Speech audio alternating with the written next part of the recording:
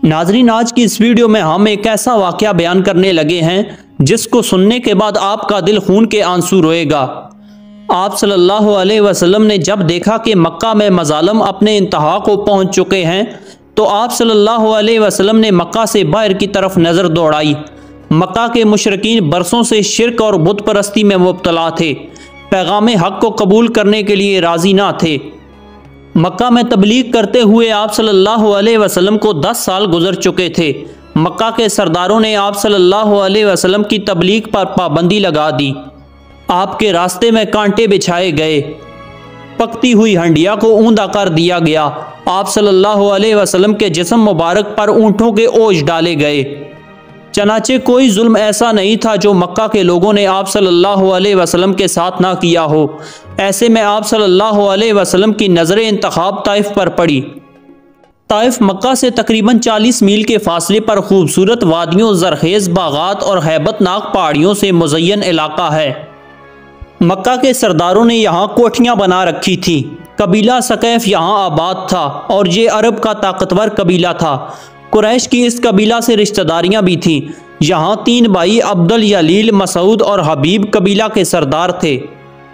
जब आप सल्लल्लाहु अलैहि वसल्लम तबलीग के फरीज़ा के लिए यहाँ पहुँचे तो आपके साथ हज़रत ज़ैद बिन हारिसा रज़ियल्लाहु ताला अन्हु थे।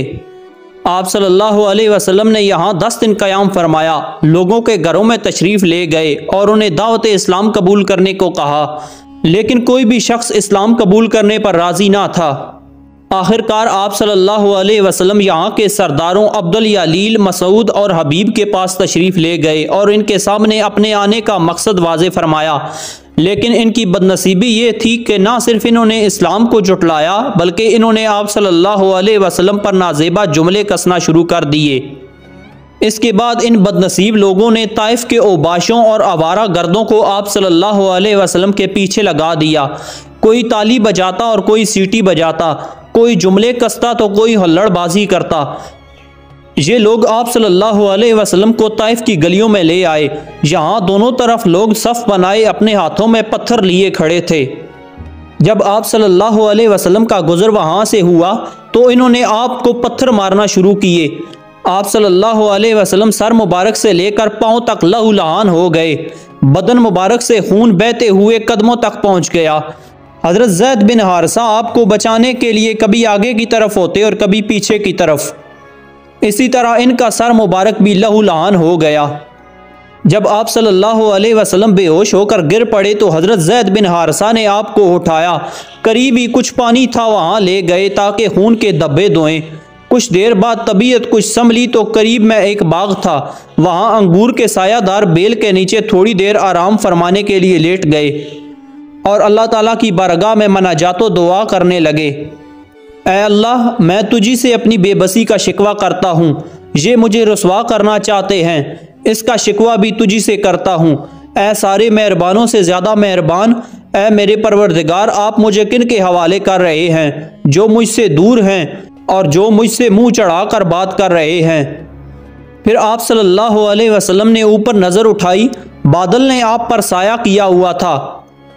जब आपने बादल पर नज़र जमाई तो इसमें हज़रत जिब्राईल अलैहिस्सलाम जलवा अफरोज़ थे। उन्होंने अर्ज़ किया, या रसूल अल्लाह, अल्लाह ताला ने सुन लिया है, देख लिया है। आपने जो कुछ फरमाया, उन्होंने जैसा सलूक किया, सब का सब देख लिया और सुन लिया है। ये मेरे साथ मलकुल जबाल यानी कि पहाड़ों की निगरानी करने वाला फरिश्ता है। आप हुक्म दीजिए, ये तामील करेंगे। इस पर मलकुल जबाल ने अर्ज़ किया, मुझे अल्लाह ताला ने भेजा है, आप जो चाहें हुक्म करें, मैं तामील करूँगा। आप हुक्म दें, मक्का के दोनों तरफ के पहाड़ों को मिलाकर इन तमाम बेअदब और गुस्ताखों को पीस डालूँगा। आप सल्लल्लाहु अलैहि वसल्लम आजमाइश के दौराए पर खड़े थे। एक आजमाइश ये कि अहले ताइफ ने आप पर जुल्म सितम के पहाड़ तोड़े। दूसरी आजमाइश के जिब्राईल अमीन और मलकुल जबाल इनको पीस डालने की फरमाइश के मुंतज़िर खड़े थे। पहला इम्तिहान सब्र ज़ब्त तामुल बर्दाश्त का था, जबकि दूसरा इम्तिहान दावाए रहम करम और वसअत ज़र्फ़ी का था। अल्लाह करीम ने आप सल्लल्लाहु अलैहि वसल्लम को दोनों में कामयाब फरमाया। दिले रहमत में करम की एक मौज उठी और अहले ताइफ की किस्मत के सफ़ीने को पार लगा दिया और आप सल्लल्लाहु अलैहि वसल्लम ने फ़रिश्तों को जवाब दिया, अगर ये बदनसीब ईमान नहीं लाए तो क्या हुआ, मैं इनकी आने वाली नस्ल से हरगिज़ नाउमीद नहीं हूँ। मुझे अल्लाह ताला की ज़ात पर मुकम्मल यकीन और भरोसा है कि वो इनकी नस्लों में ऐसे लोग पैदा फरमाएगा जो अल्लाह ताला की तौहीद के कायल और शिर्क से बेजार होंगे। करीब ही मक्का के मशहूर सरदार उतबा और शीबा बिन रबिया का बाग था। इस वक्त ये दोनों भाई वहाँ मौजूद थे। इन्हें गैरत आई कि हमारे शहर के एक मोअज़्ज़ज़ शख्स से ताइफ वालों ने बहुत नारवा सलूक किया है। गैरत तो आई, लेकिन इनके अंदर हिम्मत पैदा नहीं हुई कि खुद आकर आप सल्लल्लाहु अलैहि वसल्लम से बातचीत करते। चनाचे इन्होंने अपने एक ग़ुलाम को अंगूरों के खोशे देकर आप सल्लल्लाहु अलैहि वसल्लम के पास भेजा। उस ग़ुलाम शख्स का नाम अदास था और वो शख्स मज़हबन ईसाई था। वो आप सल्लल्लाहु अलैहि वसल्लम के पास आया और अंगूर पेश किए। आप सल्लल्लाहु अलैहि वसल्लम ने अंगूर खाने के लिए हाथ बढ़ाया तो ज़ुबान मुबारक पर बिस्मिल्लाहिर्रहमानिर्रहीम जारी हो गया। इस पर अदास कहने लगा, यहाँ के लोग तो अर्रहमानिर्रहीम नहीं कहते। आप सल्लल्लाहु अलैहि वसल्लम ने फरमाया, तुम कहाँ के हो? उसने जवाब दिया कि नैनवा। आप सल्लल्लाहु अलैहि वसल्लम ने फरमाया, वही नैनवा जो मेरे भाई हज़रत यूनुस अलैहिस्सलाम का वतन था। वो शख्स हैरत ज़दा होकर पूछने लगा, आप हज़रत यूनुस अलैहिस्सलाम को कैसे जानते हैं? आप सल्लल्लाहु अलैहि वसल्लम ने जवाब दिया, मेरे और उनके दरमियान नबूवत का रिश्ता है। वो भी अल्लाह के नबी थे और मैं भी अल्लाह ताला का भेजा हुआ नबी हूँ। अदास ये सुनकर उसी वक्त मुसलमान हो गया। अदास के कबूल इस्लाम ने गोया आप सल्लल्लाहु अलैहि वसल्लम के ज़ख्मों पर मरहम का काम किया। जब आप सल्लल्लाहु अलैहि वसल्लम ताइफ से वापस आने लगे तो वापसी पर जन्नात की एक जमात ने इस्लाम कबूल किया। ये वाहिद डारस थी जो आप सल्लल्लाहु अलैहि वसल्लम को ताइफ से मिली थी। सफ़र ताइफ आप सल्लल्लाहु अलैहि वसल्लम की हयात मुबारका का एक अहम वाक़या ही नहीं बल्कि एक इनकलाबी मोड़ भी है। इस सफ़र में ताइफ के लोगों ने ऐलान हक़ कबूल ना किया और ज़ख्मों से चूर कर दिया।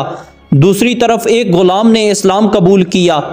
ताइफ का सफ़र रसूलुल्लाह सल्लल्लाहु अलैहि वसल्लम के लिए ज़ाती एतबार से इम्तिहान, आजमाइश और इब्तला का नुक्ता अरूज है।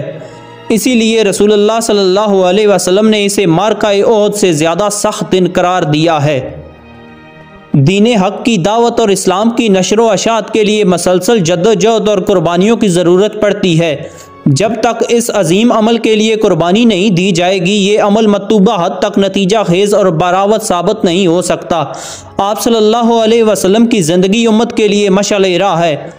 आप सल्लल्लाहु अलैहि वसल्लम की सारी ज़िंदगी दीन हक़ को पूरी इंसानियत तक पहुँचाने में गुजरी।